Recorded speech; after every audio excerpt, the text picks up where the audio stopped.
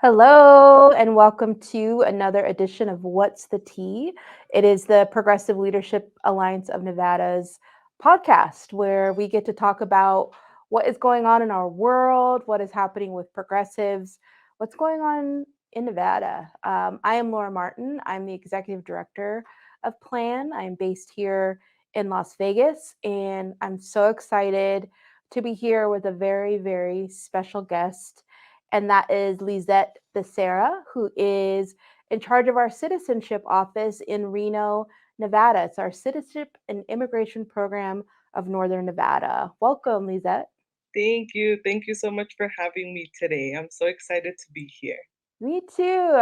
I'm looking forward to talking about the program as well as uh, we'll also give some information out about citizenship fair that's happening this month, as well as National Voter Registration Day, and then the People Summit, which is going on in October.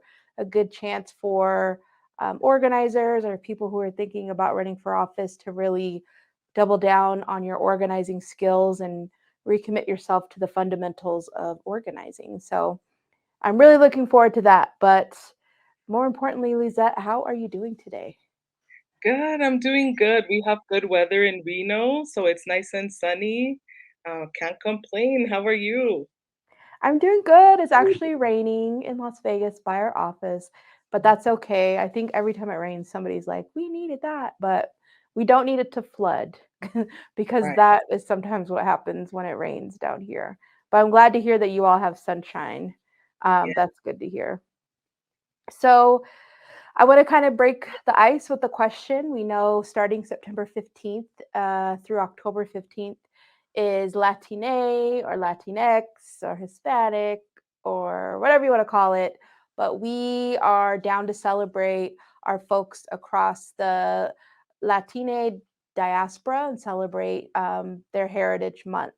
There's a lot of different ways to do that, which are all exciting and fun and really introspective. And I'm curious, Lizette, what is one way you kind of participate in the Heritage Month? And do you have any recommendations for Reno? You know, your favorite restaurants or places to really cut loose during this month? Yeah. So my favorite way to celebrate is by enjoying the Latine food. So there's a restaurant here in Reno, a locally owned. It's called Señor Tequilas, and I love to go there. I think they know my order by heart now, so when I show up, they already know what I'm gonna order. But I always have their aguachiles, which is like a really spicy seafood. Um, I go there a couple times a month, and especially during this our Hispanic Heritage Month, I really like to support any Hispanic businesses in the area and enjoy our food. Is there any food that you enjoy? Yes, and I know people are going to bully me, but I'm from Colorado, and Latine or Mexican food is different than what I experience here in Las Vegas. Like I'd never seen a quote unquote street taco until I moved here. And people here have never heard of sopapillas, which is one of my most favorite desserts. But my favorite restaurant in Colorado Springs is called Jose Muldoon's. It's like the best Mexican food you will ever have in your life. Crunchy tacos. Some people call them white people tacos. I just call them tacos. They're really good. Mexican fried ice cream, margaritas if you're of age. They're also really good. But you know what? I know it's like cliche, but I also like tacos al gordo. Oh my Um, god. When I yeah, was there, in July for a retreat, I tried it and it is so good. it's I so love good with piña. So good. I love Yeah, it. I like I your get a taste. moolah. I don't even know what moolah means other than like in some cultures, moolah means money, but I don't know what it means in terms of food. But I like moolah with a little piña. Yeah, Perfect. very Lactose intolerance be damned. a lot of cheese they do have. Cool. So I want to get right into it and start talking to you about the work that you're doing. So, what is it exactly that you do up there, Del Monte? Yeah. So, um, I am planned citizenship and immigration specialist. I want to go back a little bit to like the history of the program. So it was brought by Rosa Molina. I want to say in the 90s, late 90s, early 2000s. I don't know if you remember the exact time frame on that. Yeah, Um, I mean, Rosa became an official Planista staff member in the year 2000. okay. Yeah, so I was around there in that ballpark. But so Plan as an organization is recognized by the Office of Legal Access Program of the Department of Justice. And I am a partially accredited Department of Justice representative. So what that means is that I am able to legally represent individuals in front of USCIS in terms of their immigration, any type of immigration process they may be going through with them. What led you to get involved in this work? How did you cross paths with Rosa or Plan, or what motivated you? Yeah, so I started as a volunteer. Um, I come from an immigrant family, so my parents were assisted in programs like these when I was a little girl. So I already liked the work that was being done, but when I started being more involved with Plan as a volunteer, I fell in love with it even more. So I was very, very privileged to stick around. And so this May, I have been an official planista for 7 years. That's so awesome. Lucky number 7. That's Yeah. great. Time So, flies. oh, sorry. Did I cut you off? No, I was just gonna say time flies when you're having fun. Yeah. Yes. I was gonna say, if I cut you off, blame Hector. Um, so the work that you're doing, what services can people expect if they come across you in the community and want to know how you might be able to help them? Yeah, so we have a full list of our services on our website. But what we do is anything from like DACA renewals, legal permanent resident card renewals, citizenships, family petitions, adjustments of status, anything that has to do with the USCIS process, we would be able to help with. Okay, that's great. Yeah, definitely go to plancip.org, and that's the website where you can see the type of support that Lizette and Alondra, who's our new organizer up there with Lizette, who can help provide in our citizenship office. I'm curious too, in the Reno office, which unfortunately, the Reno area doesn't have as much legal services as Southern Nevada, and so I know you all are pretty busy, especially the other partners that do exist up there. But who would you say is coming to get services? Is it mostly people who want to be a citizen? Is it only people from Washoe, or what kind of people are you able to support?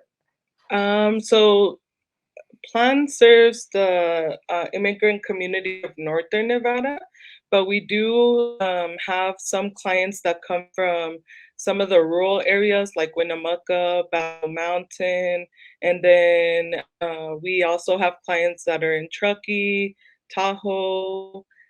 We do get a lot of phone calls for support for areas like Las Vegas. Unfortunately, because of capacity, we may not always be able to help, but with answering certain questions, we always try to help where we're able to. That's really good. And yeah, I think that really goes to just the need, but also the resources that are available. Unfortunately, we're not like states like California. Like I heard about the millions of millions of dollars the state of California invest into legal services for people seeking to change their status, and it's just unbelievable compared to the drop in the bucket that we have, which is significant. We've been able to raise $1 million for deportation defense, but it's definitely not enough considering the need in Nevada, where, believe it or not, we have the highest rate of undocumented people in our state, and so there is a big need for it. Um, Lizette, you and I were talking a little bit earlier today. As I always do, I was encouraging you to take time for yourself, take time off, because I know doing direct services, you're often hearing people's personal stories, and they're not always the best. It can be heartbreaking, especially with no changes to our immigration system for decades. So, what do you feel is motivating you to continue to do this work? Yeah, like you mentioned, the clients are. So Mhm. just hearing their stories, and then also their families. So, like I mentioned previously, I come from an immigrant family, and then so seeing the families come together and hearing what difficulties they have gone through inspires me to continue to do the work that I do because in the past, it also helped me and my family, so Yes, that is so sweet. I love that. Through your work, what is something that you've learned that's really just stuck with you? Especially if it's something that you didn't even realize or just didn't know before. so, I knew that a community existed, but being in the work and, being a little more involved, I learned that there's a whole community out there that's ready to support. When I Hmm. started with Plan in my early years, I was able to attend one of my first protests in benefit for an immigration reform. And it was really emotional for me to see everyone that was there visually see the representation of the support there was. And so that day was very emotional for me, but also it was very encouraging to see that we had support from community members that um, we couldn't see otherwise. So I really like that. Yeah, that's great. Yeah, there's definitely people out there. I always say, like, you may not be an attorney, you may not be able to speak Spanish, but there are so many ways that you can help people adjust their status. Volunteer at a citizenship fair. We have some in Las Vegas this month, and Lizette is hosting one in October. So there really is a community out there who's willing to just do what they can to help people, because that really is the only defense against deportation is citizenship. Um, so it is timely that we are chatting this week because yesterday, well, I don't know when this is going to air, but let's just say yesterday, Judge Hainan released another decision on DACA, claiming it was unlawful, but luckily not stopping people from renewing. Do you want to talk a little bit about like how you are interpreting, like what's going on, or what would you tell your clients? You've helped hundreds of people renew their DACA. So, what would you say to somebody who calls you up today and wants to know what's going on? Yeah, so the situation with DACAs has been very difficult. Working on the ground and seeing them coming to renew, we see DACA recipients almost on a daily basis, and so there's this concern, but also frustration for their status. Unfortunately, I think they're all frustrated and tired of this going back and forth in the courts, but no real there's no real like solution for it. So and this instability is just worrisome, not only for them, but all of them also are now creating families, and it's difficult for them. The advice that I always give is to stay focused and worried or do what they can from their own perspectives and also renew when they're able to and on time. Hmm. I think that's really good advice. And just want to repeat, our immigration office is accredited by the Department of Justice, but of course, we are not attorneys. We don't pretend to be. If you feel like you have a very complicated case, you've never received DACA or it expired, we do definitely recommend you find a licensed attorney. Reach out to us still because we do work with attorneys who do free consultations, or there are nonprofits that can help you for really, really low cost. For me, it's heartbreaking when we hear from people who, I paid 3,000. I've heard this. I paid $3,000 because they said if I got married, I wouldn't need DACA. I could be a citizen that way.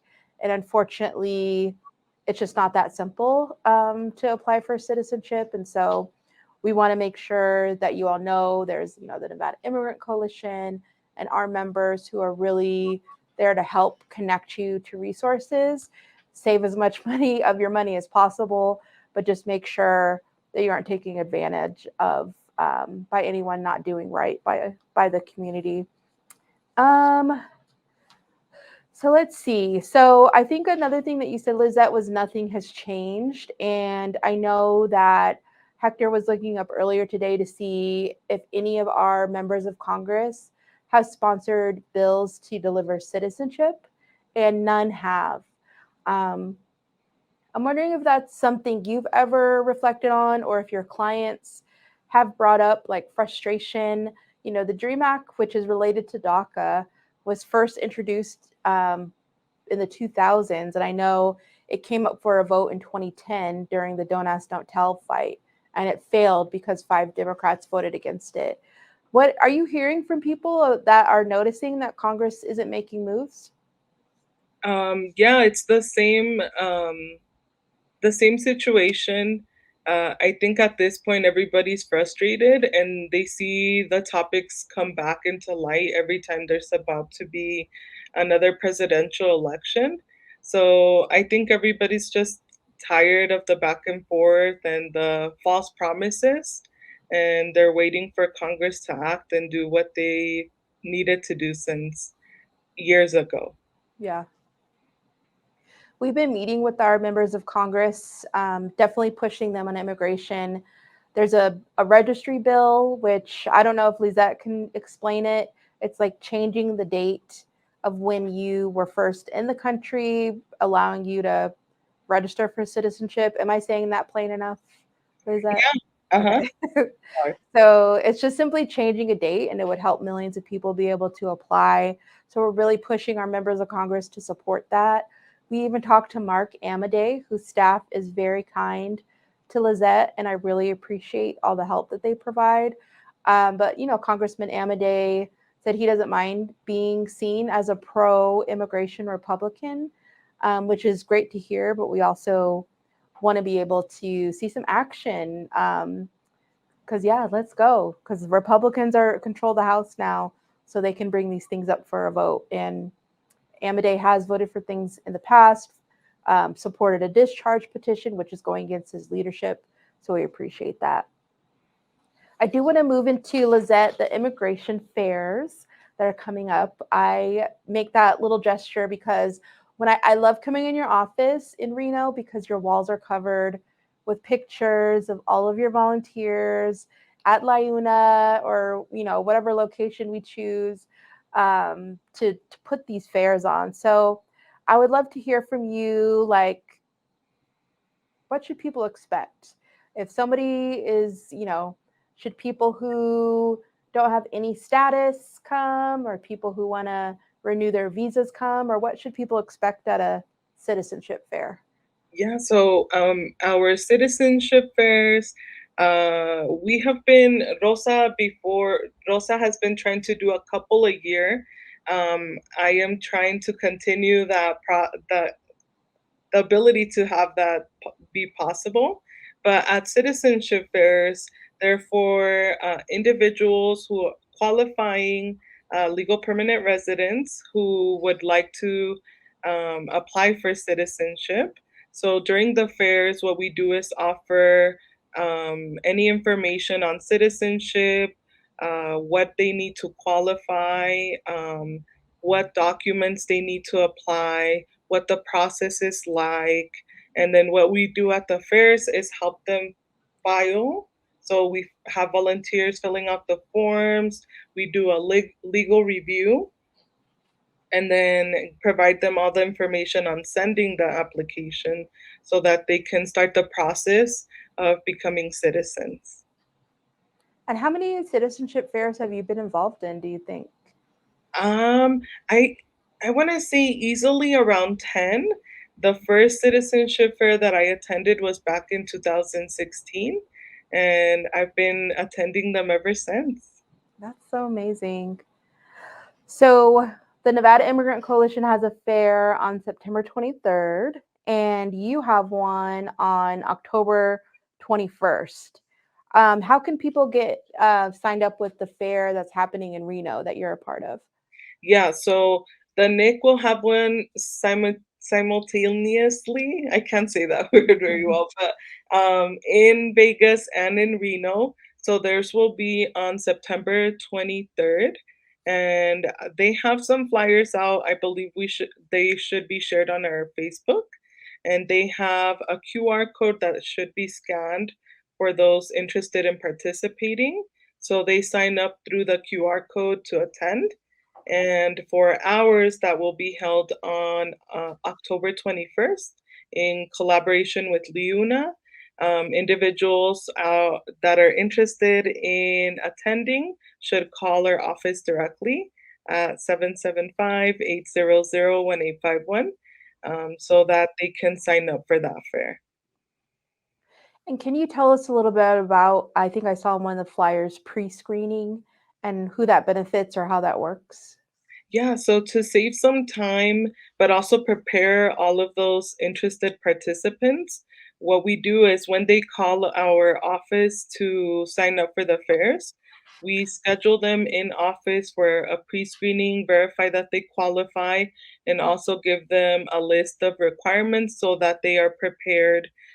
When they arrive, they are ready to just have their application filled out and be ready that day.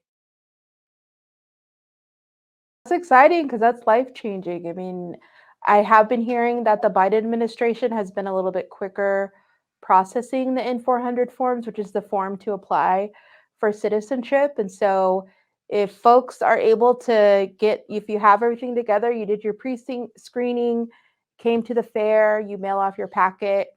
Next year is an election. That may be, next November, it is a possibility you might be able to vote and participate if you get sworn in by that time. But that's not a promise. I'm just saying, with the No, way yeah. time has been going, it seems like they've been getting through those applications a little bit faster than the previous administration. So Yes, that's good. it's definitely case specific, but we did have a fair last year in October as well, and those that sent in their applications in October after our fair were already scheduled for their oath ceremonies in March. So that was a pretty quick turnaround. Yeah, it's just like 5 months. It's pretty fast. That's good because the previous guy was taking like years. Yeah, it so, was longer. So take advantage. so thank you, JBZ. Um, So we're kind of wrapping up, but I do want to shout out some other things that are going on. So, like we said, when you become a citizen, and Lizette's office helps this, we also want you to become a voter. And so, September 19th is National Voter Registration Day. It is a national holiday President Obama created for people to just really, make registering to vote part of the culture. You may not be into politics, but your landlord is, your boss is, the people who want to take away our rights are. And so we have to be engaged and not just at the top of the ticket with the presidential election, but who's your school board? Who's your county commissioner? Who's deciding if your roads are drivable? Who's deciding how much your rent is? So it's really important. So, voter registration day, look for that on our socials. You can sign up to volunteer with Elvira in Reno. And we also have a lot of member groups and partners here in Southern Nevada. I know that that Chispa, Nevada, which is one of our member groups, is partnering with the Oboto Collective, which is an urban farm in West Las Vegas. And I'm going to try to make it to that because that's going to be really fun. There's also the People Summit. Hopefully, Lizette can come down because I think we should pressure Lizette to run for office. I hear there's a couple of open seats in Washoe. but You never know. or maybe even president. Why not? Everyone else is running for president. Um, so October 13th through 15th is the People Summit. The 13th kicks off with a little happy hour, and then the 14th and 15th are days for activists, organizers, volunteers, people considering running for office, coming together for being part of this national organizing revival that's happening and committing ourselves to the fundamentals of organizing and the rigor of organizing. Um, Nevada is desperate to maintain a strong progressive network of organizers. We have to battle billionaires taking our money, lack of public transportation. There's a lot of wild stuff going on in Washoe County with houseless folks and just the bullying by our city and our county. And so there's a lot of work that we need to do and a lot of solidarity that needs to come together with fellow organizers. All of these links will be provided in the caption of this video, however you're watching it, podcast video. But also check out our socials as well, and they will be linked. And so I wanted to close it out, but definitely Lizette wanted to give you, if you had any closing remarks, closing wisdom, um, anything left to share with us. No, thank you for having me. Yeah, I just urge everyone out there to stay in touch with Plan and then be involved. I think that once you become more involved, you become more aware of what is going on out there, but also there's power in numbers. So the more that people can come together and fight for the right cause, more can be done for all of our people. Yeah, I love that. Thank you. So be sure to follow us on our channels. I believe everything TikTok, Instagram, YouTube, Facebook, Twitter, X or whatever it's called. It's all PLA Nevada, Progressive Leadership Alliance of Nevada. We look forward to hearing from you, and we will definitely see you next time for What's the Tea.